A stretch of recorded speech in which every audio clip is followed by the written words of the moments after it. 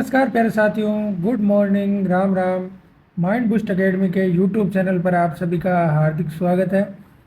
और मैं लेकर आया हूँ राजस्थान करंट अफेयर की क्लास, जिसके अंदर अपन आज के जो भी मुख्य करंट अफेयर के पर्सन हैं उनकी चर्चा करेंगे और उनसे जुड़े हुए जो भी महत्वपूर्ण फैक्ट है उनकी भी चर्चा करेंगे। तो दोस्तों, ये क्लास आज कोई कारण की वजह से थोड़ी लेट आ रही है। अब डेली ये क्लास सुबह 7:30 बजे आने वाली है। और ये क्लास दोस्तों first grade, second grade, third grade, lab assistant, LDC, librarian, video, पटवार, सीईटी, राजस्थान पुलिस, जो राजस्थान की सभी भर्ती परीक्षाएं हैं उनके लिए महत्वपूर्ण क्लास है। तो इससे डेली जुड़े रहे और जो भी प्रतिदिन का अपडेट प्राप्त होता है वो अपडेट करते रहे। तो क्लास की शुरुआत करते हैं दोस्तों एक मोटिवेशनल कोट के साथ में।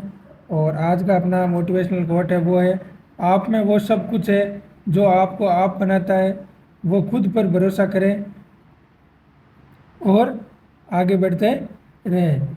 तो आपको खुद पर भरोसा करना है कि हाँ मैं ये कर सकता हूँ और आगे बढ़ते रहना है। तो आज की क्लास की जो भी मुख्य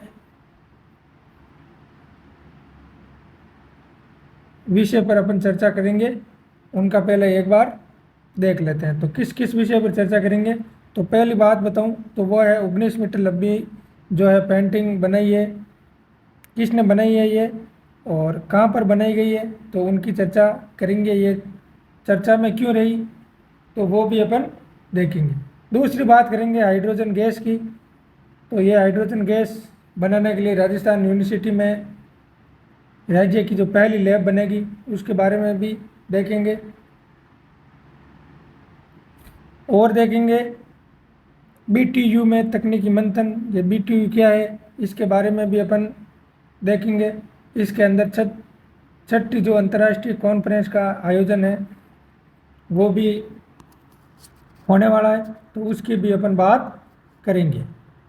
अगला क्वेश्चन में देखेंगे अपन वो है उदयपुर के अंदर शुरू होगा राजस्थान मेगा ट्रेड जो फेयर है, वो इसकी थीम क्या रहेगी, इसका आकर्षण का जो केंद्र है उसकी पूरी चर्चा करेंगे।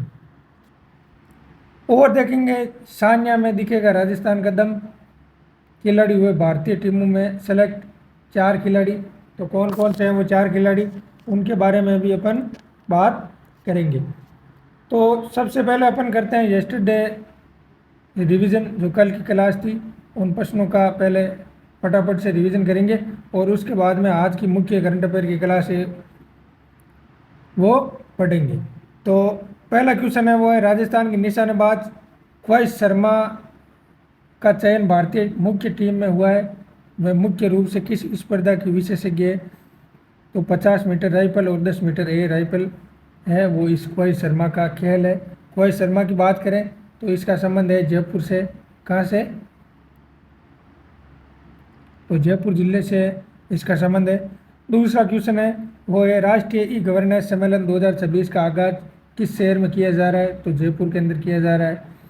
Rajasthan highway modernisation project RHMP के तहत कितनी परियोजनाओं को हाइब्रिड एन्युटी मॉडल HAM पर विकसित किया जाएगा, तो 9 परियोजनाएं हैं उनको हाइब्रिड एन्युटी मॉडल पर विकसित किया जाएगा। अगला क्वेश्चन है रबी विपणन सीजन 2026-27 के लिए राजस्थान सरकार द्वारा गेहूं की न्यूनतम समर्थन मूल्य MSP पर किसानों को प्रति क्विंटल कितना अतिरिक्त बोनस है वो दिया जा रहा है, तो 150 रुपये सरकार की तरफ से दिया जा रहा है। कुल MSP की बात करें तो वो है 2735 रुपये। कितने, गेहूं पर जो कुल MSP है वो कितना है, 2735 रुपये। इसके अंदर 150 रुपये वो सरकार द्वारा दिए जा रहे हैं।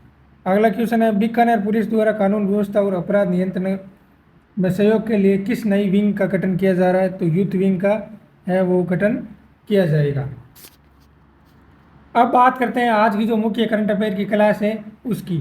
तो उसका पहला क्वेश्चन है किस कलाकार ने जयपुर की विरासत और आधुनिकता को दर्शाती 19 मीटर लंबी पेंटिंग बनाकर इंडिया बुक ऑफ रिकॉर्ड में नाम दर्ज करवाया है? तो पहला ऑप्शन है सुब्रत, डॉक्टर सुब्रत मुखोपाध्याय, दूसरा डॉक्टर राजेश शर्मा, तीसरा डॉक्टर विनीत माथुर और चौथा इनमें से कोई नहीं। तो इसका उत्तर हो जाएगा डॉक्टर सुब्रत मुखोपाध्याय।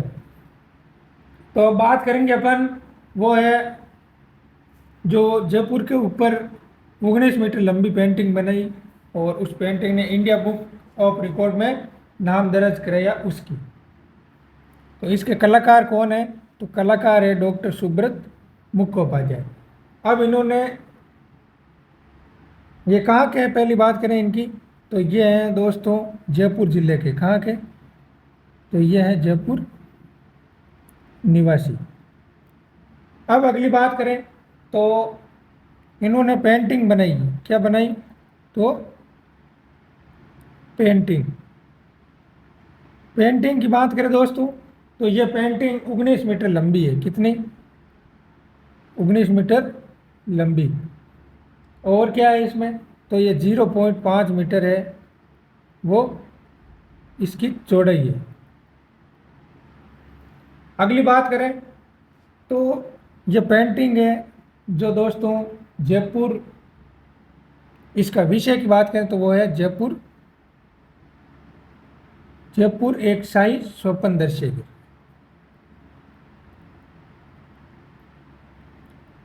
जयपुर एक शाही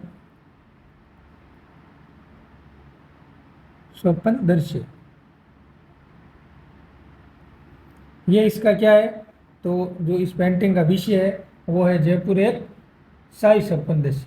अब इसकी बात करें तो ये पेंटिंग दोस्तों किस पर आधारित है?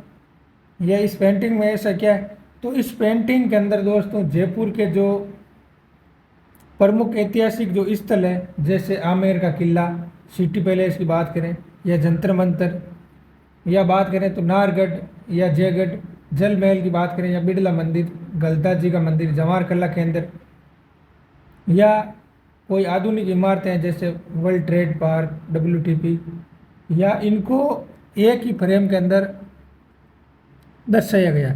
तो पेंटिंग की बात करें तो इसमें क्या क्या है? तो जयपुर के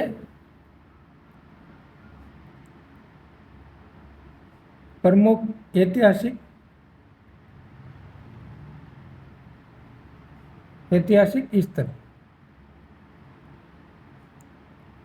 स्थलों को इसमें दर्शाया गया है।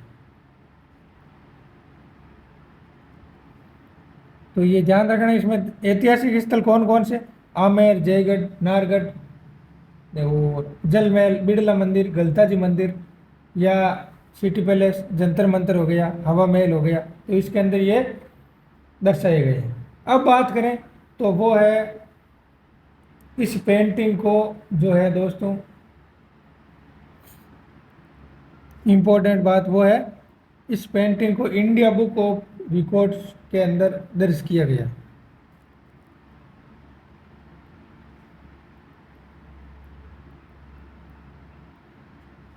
इंडिया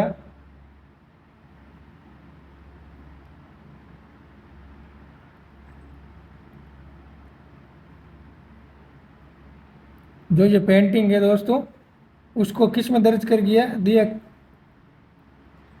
तो इंडिया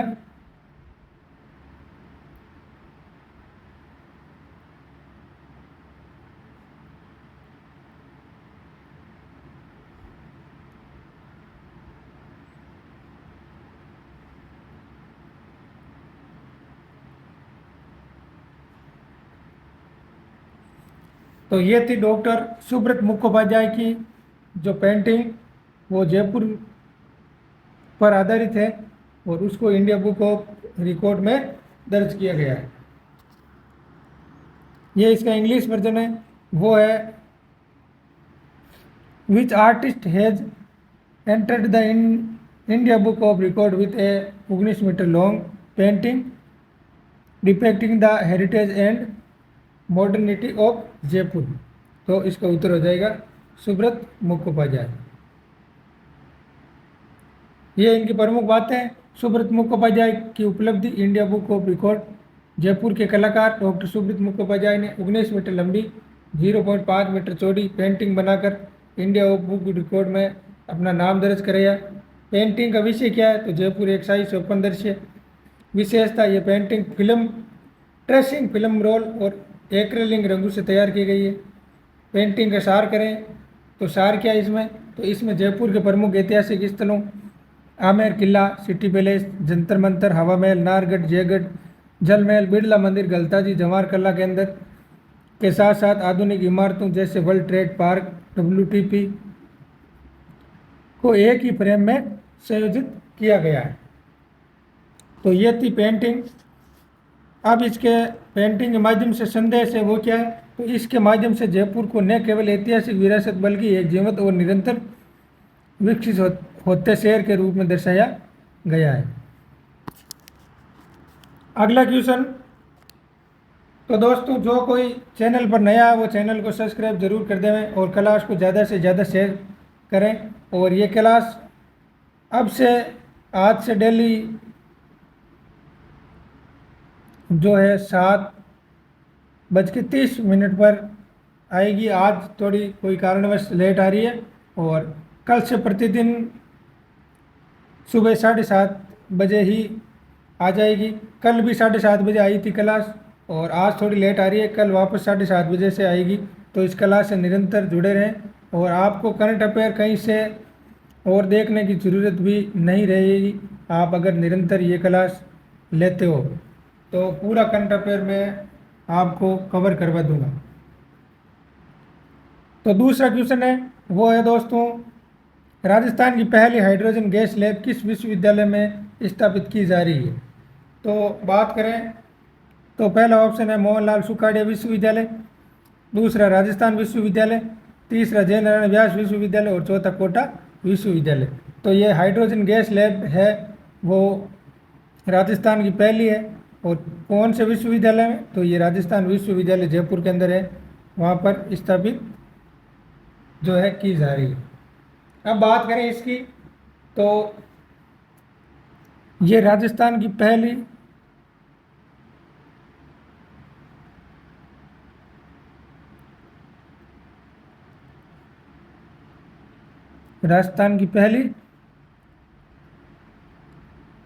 हाइड्रोजन गैस लैब कहाँ पर स्थापित की जा रही है? तो ये की जा रही है राजस्थान यूनिवर्सिटी जयपुर में। अब अगली बात करें दोस्तों तो वो है इसकी जो लागत है वो कितनी आएगी। ये राजस्थान यूनिवर्सिटी के दोस्तों जो ECH सेंटर है उसमें ECH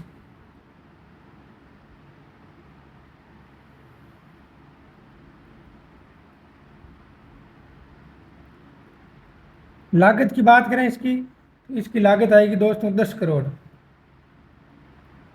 करोड़ रुपए।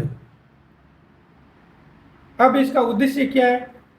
तो इसका जो उद्देश्य है ये किस लिए स्थापित की जा रही है या इसका काम क्या है? तो वो है हाइड्रोजन गैस और एंटीमैटर जो एनर्जी है उस पर रिसर्च को बढ़ावा देना, जिससे छात्रों को रिसर्च के लिए दूसरे राज्यों जैसे नोएडा की ओर जाना नहीं पड़े। तो इसका उद्देश्य क्या है उसकी बात करेंगे। तो इसका उद्देश्य है दोस्तों हाइड्रोजन गैस और एंटीमैटर एनर्जी जो है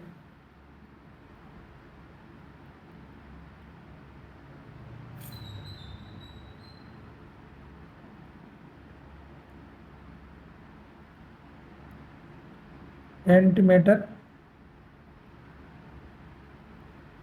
एनर्जी पर जो रिसर्च को बढ़ावा देना। दूसरा तो वो है बाहरी राज्य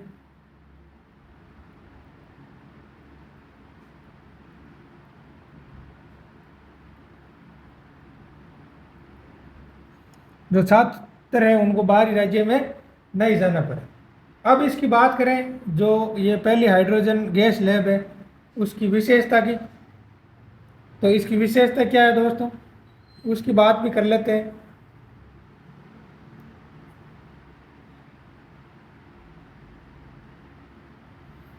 अब इस लैब की विशेषता बात करें तो ये वर्ल्ड क्लास मशीनों से लेस होगी और यहाँ पर R&D के साथ साथ एनर्जी को स्टोर करने की भी सुविधा होगी। तो राजस्थान सरकार की जो ये योजना है ये एडवांस रिसर्च सेंटर के रूप में विकसित करने की है। तो राजस्थान सरकार द्वारा इसे एडवांस सेंटर के रूप में विकसित करने की योजना है। एडवांस सेंटर के रूप में विकसित किया जाएगा।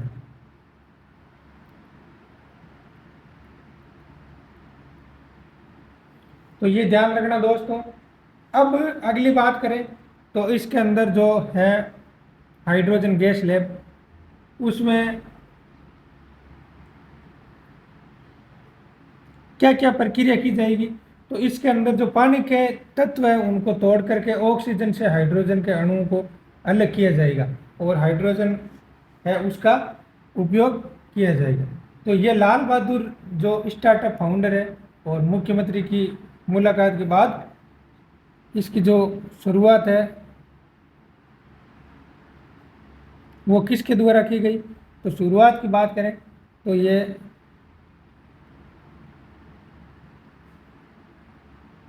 लाल बहादुर फाउंडर व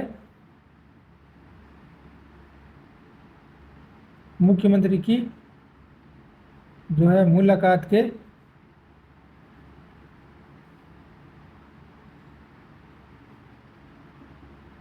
शुरू की गई। तो ये ध्यान रखना इस योजना की। अब बात करें तो विकल्पों की। तो विकल्प के अंदर दोस्तों नाम आया मोहनलाल सुखाड़िया विश्वविद्यालय का। किसका? मोहनलाल सुखाड़िया विश्वविद्यालय का। तो ये कहाँ पर है? तो यह है उदयपुर में। कहाँ पर? उदयपुर में। स्थापना कब हुई इसकी? इसकी स्थापना हुई थी 1962 में। कब हुई थी? 62 में। अब इसका पहला नाम था दोस्तों उदयपुर विश्वविद्यालय और 1984 के अंदर जो इसका नाम है श्री मोहनलाल सुखाड़िया के स्मृति में इसका नाम बदल करके मोहनलाल सुखाड़िया विश्वविद्यालय कर दिया गया है। अगली बात करें तो वो है राजस्थान विश्वविद्यालय की। इसकी स्थापना कब हुई? तो इसकी स्थापना हुई थी दोस्तों, वो हुई थी 8 जनवरी 1947 में। कब? 1947 को। बात करें इसकी तो इसका जो पहला नाम था वो नाम था राजपूताना विश्वविद्यालय। 1956 में इसका जो नाम है वो वर्तमान नाम है वो 1956 में दिया गया। अगला एक ऑप्शन है वो है जय नारायण व्यास विश्वविद्यालय का। किसका? जय नारायण व्यास विश्वविद्यालय का। इसकी बात करें तो इसकी स्थापना हुई थी वो हुई थी 1962 में। कहाँ पर? ये जोधपुर में स्थित है। कहाँ पर? जोधपुर में। पहले इसका नाम था जोधपुर विश्वविद्यालय, फिर बाद में इसका नाम बदल करके क्या किया गया? तो जय नारायण व्यास विश्वविद्यालय कर दिया। अब एक ऑप्शन है वो है कोटा विश्वविद्यालय का। किसका? कोटा विश्वविद्यालय का। कोटा विश्वविद्यालय की स्थापना हुई थी 2003 में। कब? तो 2003 में। तो ये बातें ध्यान रखना। अब चलते हैं इसका इंग्लिश वर्जन की ओर। इसका इंग्लिश वर्जन है वो है Rajasthan first hydrogen gas lab being established eight which university. तो वो है राजस्थान यूनिवर्सिटी जयपुर के अंदर। ये इसकी मुख्य बातें क्या क्या है? तो राजस्थान की पहली hydrogen gas lab Rajasthan university Jaipur में स्थित ECH सेंटर में 10 करोड़ की लागत आएगी इसकी। हाइड्रोजन गैस और एंटी मैटर एनर्जी पर रिसर्च को बढ़ावा देना ताकि छात्रों को रिसर्च के लिए दूसरे जो राज्यों जैसे नोएडा को रुख करना न पड़े। विशेषता की बात करें इसकी तो लैब वर्ल्ड क्लास मशीनों से लैस होगी। यहाँ R&D के साथ एनर्जी को स्टोर करने की भी सुविधा। सरकार की योजना इसे एडवांस रिसर्च सेंटर के रूप में विकसित करने की है। प्रक्रिया की बात करें तो पानी के तत्वों को तोड़कर ऑक्सीजन से हाइड्रोजन के अणु को अलग किया जाएगा। कम लागत वाली प्रक्रिया है। ये पहल लाल बहादुर स्टार्टअप फाउंडर और मुख्यमंत्री की मुलाकात के बाद शुरू हुई है। अगला क्वेश्चन है, राजस्थान मेगा ट्रेड फेयर 2026 का आयोजन उदयपुर के किस स्थान पर किया जा रहा है? तो बात करें, पहला ऑप्शन तो सहेलियों की बाड़ी, दूसरा RC कॉलेज मैदान, तीसरा टाउन हॉल परिसर और चौथा सुखाड़िया सर्कल। तो जो RC कॉलेज मैदान है वहाँ पर इसका जो है आयोजन किया जा रहा है। हम बात करते हैं राजस्थान मेगा ट्रेड फेयर 2026 की। तो इसका आयोजन कहाँ पर? तो आयोजन हो रहा है दोस्तों इसका उदयपुर में। बात करेंगे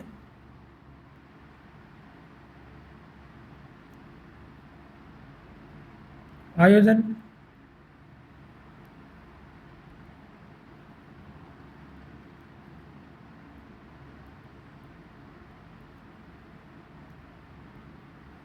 तो वो किया जा रहा है उदयपुर में। कहाँ पर? उदयपुर में। अब बात करें तो इसकी जो शुरुआत हुई थी दोस्तों वो 17 अप्रैल से 17 मई तक इसका है जो आयोजन होगा। 17 अप्रैल को ये इसकी शुरुआत हुई थी और 17 मई तक ये जो है संचालित होगा। यहाँ पर लिख देता हूँ मैं इसकी अवधि। अवधि की बात करें तो वो क्या है? 17 अप्रैल से 17 मई 2026 तक। अगली बात करें तो इसकी जो मुख्य थीम है वो क्या है? तो इसकी जो मुख्य थीम है वो है दोस्तों लंदन सिटी थीम।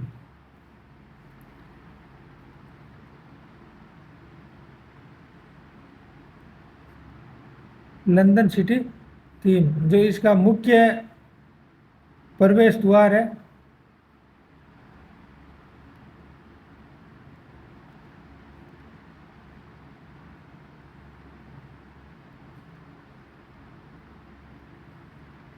वो लंदन सिटी थीम पर आधारित है।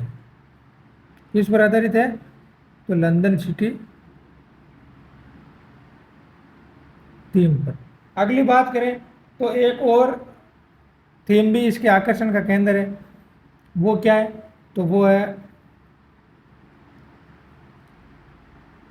Kashmiri valley theme.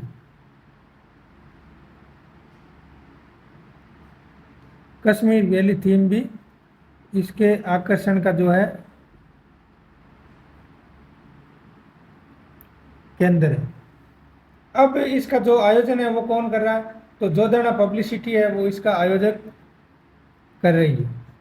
आयोजक की बात करें वो कौन है? इसके जो आयोजक है वो है जोधना पब्लिसिटी। तो ये बात ध्यान रखना। अब ये जो ट्रेड फेयर है इसका आयोजन क्यों किया जा रहा है उसका भी एक कारण है। क्या कारण है? तो इसके अंदर दोस्तों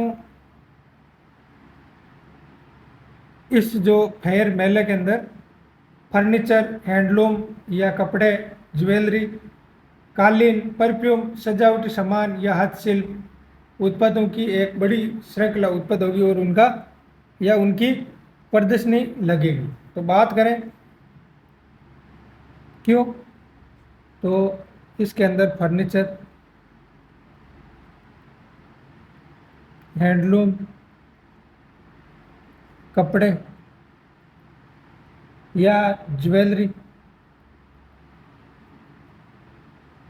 कालीन,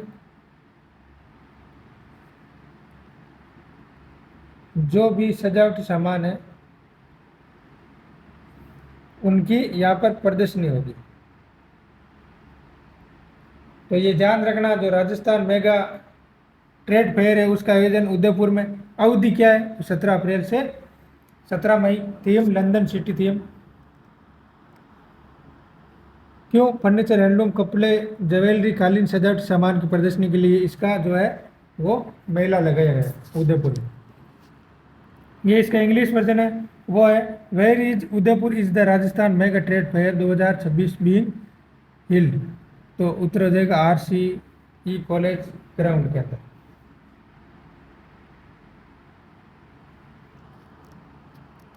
ये इसकी प्रमुख बातें हैं। Rajasthan mega trade fair RC college मैदान फतेह स्कूल सामने उदयपुर 17 मई 2026 तक है वो ये आयोजित होगा। मुख्य आकर्षण या थीम लंदन सिटी थीम। मेले में प्रवेश द्वार लंदन सिटी थीम पर आधारित है।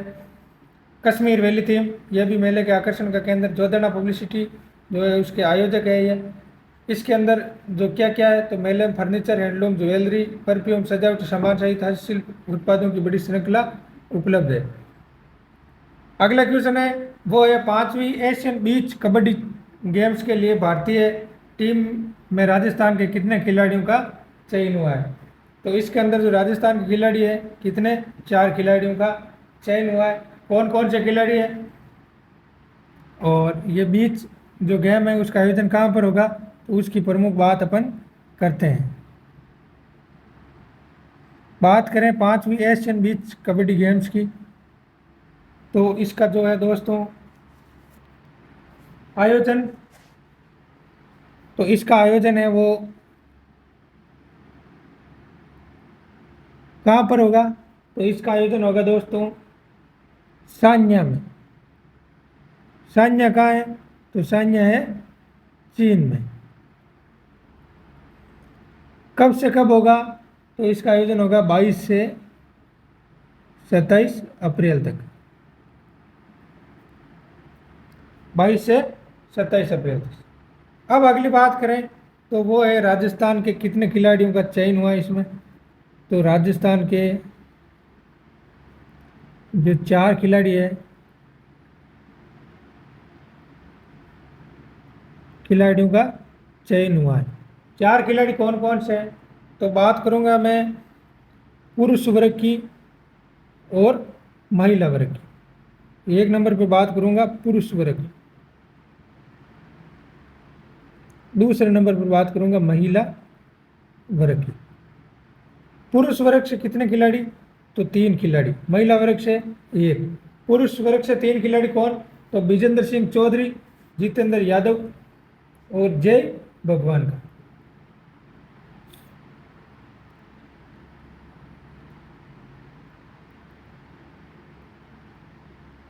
विजेंद्र सिंह, दूसरा जितेंद्र यादव और तीसरा जय भगवान। ये राजस्थान के कबड्डी प्लेयर है। उनका चयन 5वीं एशियन बीच कबड्डी गेम जो चीन के अंदर आयोजित होने वाली है उसमें हुआ है। महिला वर्ग की बात करें तो उसका नाम है मनप्रीत कौर। मनप्रीत कौर। अब बात करें तो जो अपने राजस्थान खेल ओलंपिक संघ है उसके अध्यक्ष कौन है, तो उनके अध्यक्ष है तेजस्वी सिंह गहलोत। उन्होंने भी ये कहा है कि ये राज्य के लिए ये बड़ी उपलब्धि है। अब राजस्थान की जो कबड्डी टीम है उसकी उपलब्धि की बात करें या प्रदर्शन की बात करें, तो ये कबड्डी के खिलाड़ी हैं।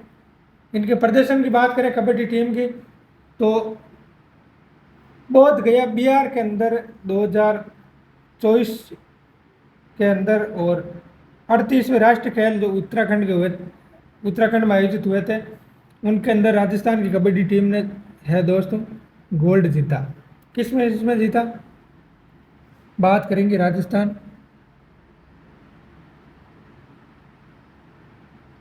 कबड्डी टीम का पिछला प्रदर्शन की, तो वो कौन है, गोल्ड जीता। किस में जीता गोल्ड, तो जो राजस्थान कबड्डी टीम है उसने बोध गया बिहार के अंदर जो खेल हुआ था 2024 में उसमें भी गोल्ड जीता। और 38वें राष्ट्रीय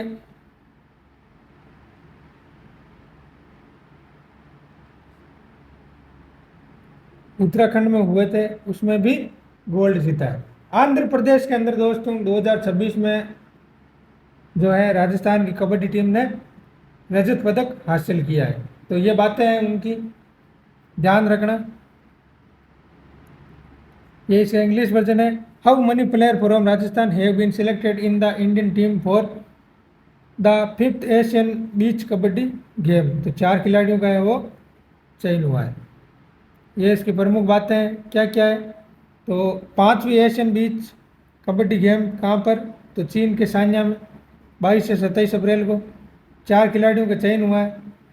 ये खिलाड़ी है 3 महिला और 1 पुरुष वर्ग, 3 पुरुष वर्ग में और 1 महिला वर्ग में। महत्व की बात करें तो ओलंपिक राजस्थान ओलंपिक संघ के जो अध्यक्ष हैं उनका नाम है तेजस्वी सिंह गहलोत।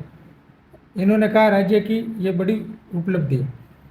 राजस्थान कबड्डी टीम का प्रदर्शन बात करें तो हाल के वर्षों में, कौन से वर्षों में, 2024 के अंदर बोध गया बिहार के अंदर जो प्रतियोगिता आयोजित हुई थी उसके अंदर गोल्ड जीता है। 38वें राष्ट्रीय खेल उत्तराखंड के अंदर आयोजित हुए 2025 में, उनमें भी टीम ने गोल्ड जीता है। 2026 में आंध्र प्रदेश में रजत पदक हासिल किया है। अगला क्वेश्चन है वो है बीकानेर तकनीकी विश्वविद्यालय BTU में आयोजित 6ठी अंतर्राष्ट्रीय कॉन्फ्रेंस का जो मुख्य विषय वो क्या था। तो बात करते हैं पहले ऑप्शन की, तो वो है सस्टेनेबल एग्रीकल्चर एंड फार्मिंग। दूसरा advances in information communication technology and computing. तीसरा ऑप्शन है आर्टिफिशियल इंटेलिजेंस और साइबर सुरक्षा। और चौथा ऑप्शन है वो है ग्लोबल ट्रेड एंड कॉमर्स। तो इसका उत्तर हो जाएगा दोस्तों advance in information communication technology and computing. तो बात करेंगे जो 6ठी अंतर्राष्ट्रीय कॉन्फ्रेंस उसकी। बात करूं मैं 6ठी अंतर्राष्ट्रीय कॉन्फ्रेंस का, तो इसका आयोजन कहाँ हुआ, तो बीकानेर टेक्निकल यूनिवर्सिटी है बीकानेर। अब बात करें तो इसका जो विषय है वो क्या है, विषय या कह सकते हैं थीम, वो क्या है, तो इसकी थीम है ये advances in information communication technology and computing. ये इसकी क्या है थीम। अगली बात करें तो ये जो कॉन्फ्रेंस हुई थी उसकी अवधि क्या है। अवधि की बात करें तो ये 2 दिवसीय कॉन्फ्रेंस थी। कितनी, 2 दिवसीय। अब अगली बात करें तो इसके अंदर जो भागीदारी है, कितने देशों के द्वारा इसमें जो भागीदारी है, तो 12 से अधिक देश है जिन्होंने इसमें भाग लिया है। कौन कौन से, तो इराक, घाना, ऑस्ट्रेलिया, अमेरिका, कनाडा और त्रिनिदाद टोबैगो आदि देशों ने भी इसमें भाग लिया है। शोध पत्र की बात करें तो 600 से अधिक शोध पत्र प्राप्त हुए। कितने, तो 600 प्लस प्राप्त हुए। 90 शोध पत्रों का प्रस्तुतिकरण के लिए चयन किया गया। कितने पत्रों का, 600 प्लस प्राप्त हुए, जिनमें से 90 प्लस, 90 है सिर्फ, 90 शोध पत्रों का चयन।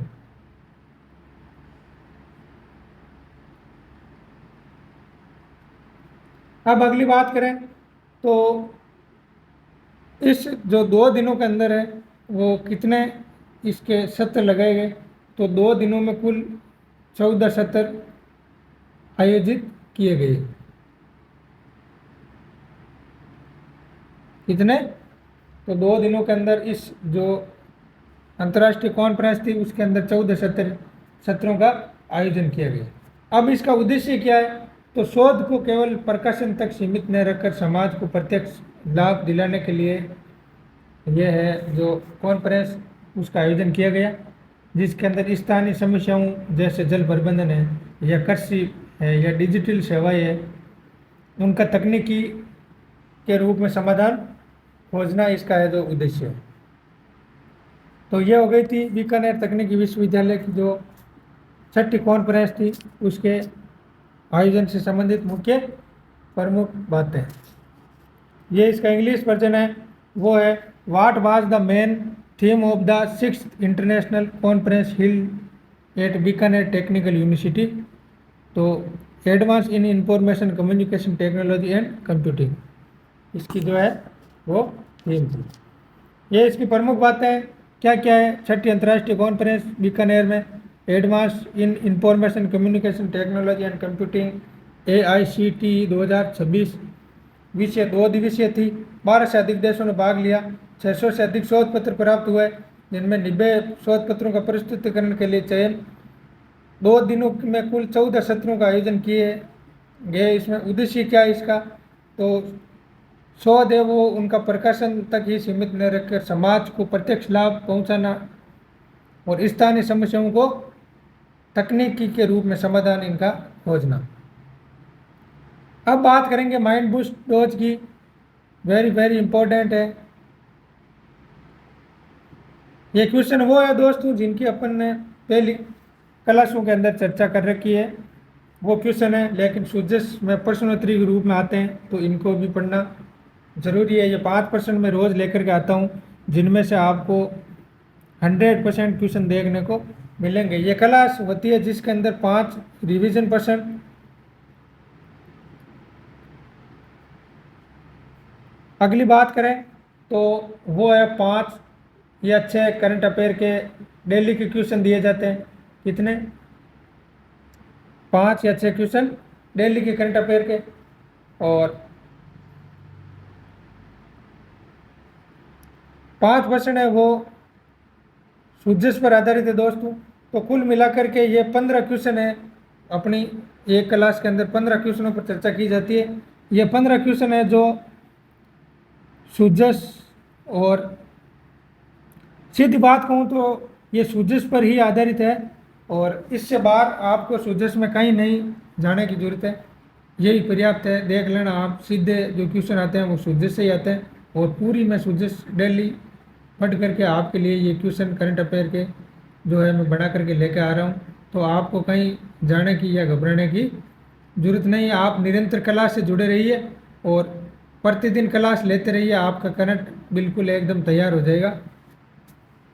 तो बात करते हैं इसके अंदर पहले क्वेश्चन की, तो वो है हाल ही में मुख्यमंत्री श्री भजनलाल शर्मा ने प्रदेश के प्रत्येक ब्लॉक में युवाओं की प्रतियोगिता परीक्षाओं की तैयारी करने के लिए किस नाम से लाइब्रेरी खोलने की घोषणा की है। तो सावित्रीबाई फुले ई लाइब्रेरी उसकी घोषणा की है। लोक देवता गोगा जी की स्मृति में आयोजित होने वाला गोगा मेड़ी पशु मेला राजस्थान के किस जिले में बढ़ता है। तो हनुमानगढ़ के अंदर बढ़ता है। अगला क्वेश्चन है राजस्थान सहकारी गोपाल क्रेडिट कार्ड योजना के तहत पशुपालकों को अधिकतम कितनी राशि तक का ब्याज मुक्त ऋण प्रदान किया जाता है। तो 1 लाख रुपए का है जो इनको ब्याज मुक्त ऋण प्रदान किया जाता है। अगला क्वेश्चन है प्रधानमंत्री श्री नरेंद्र मोदी 21 अप्रैल 2026 को देश के पहले इंटीग्रेटेड रिफाइनरी कम पेट्रोकेमिकल कॉम्प्लेक्स का शुभारंभ कहाँ करेंगे। तो पंचपदरा बालोतरा के अंदर। अब दोस्तों मैं एक बात बताऊं, तो कल यानी 20 अप्रैल को जो पंचपदरा रिफाइनरी है उसके अंदर आग लग गई थी और काफ़ी नुकसान भी हुआ है, और उस वजह से जो ये 21 अप्रैल को आज के दिन इसका जो शुभारंभ का जो कार्यक्रम था वो स्थगित भी कर दिया गया है, और जो आग से जो नुकसान हुआ है वो तैयार करेंगे और उसके बाद में ही इसका वापस शुभारंभ हो पाएगा। तो ये एक राजस्थान के लिए एक दुखद जो है वो सूचना है, क्योंकि अगर रिफाइनरी की शुरुआत आज इसका उद्घाटन हो जाता तो कईयों को रोज़गार मिलता और काम भी शुरुआत होने से काम भी स्टार्ट हो जाता। तो मोदी जी इनका जो है शुभारंभ करने वाले थे आज के दिन, लेकिन आग लगने की वजह से ये स्थगित कर दिया गया अभी कार्यक्रम। अब बात करें अगले क्वेश्चन की, तो वो है पंचगौरव योजना में एक जिला एक खेल के तहत डीग जिले का मुख्य खेल कौन सा है। तो कुश्ती। तो ये थी अपनी छोटी सी प्यारी सी क्लास। आप सभी लोगों का बहुत बहुत धन्यवाद। जो चैनल पर नए हैं वो चैनल को सब्सक्राइब जरूर कर लें, और आगे की क्लास के लिए जुड़े रहे माइंड बूस्ट एकेडमी के साथ में। और जिन्होंने टेलीग्राम चैनल ज्वाइन नहीं किया है वो माइंड बूस्ट अकेडमी नाम से टेलीग्राम चैनल है, उसका लिंक डिस्क्रिप्शन में दिया गया है, वो भी ज्वाइन कर लें। और आगे की क्लास के लिए जुड़े रहे माइंड बूस्ट एकेडमी के साथ में। जय हिंद, जय भारत।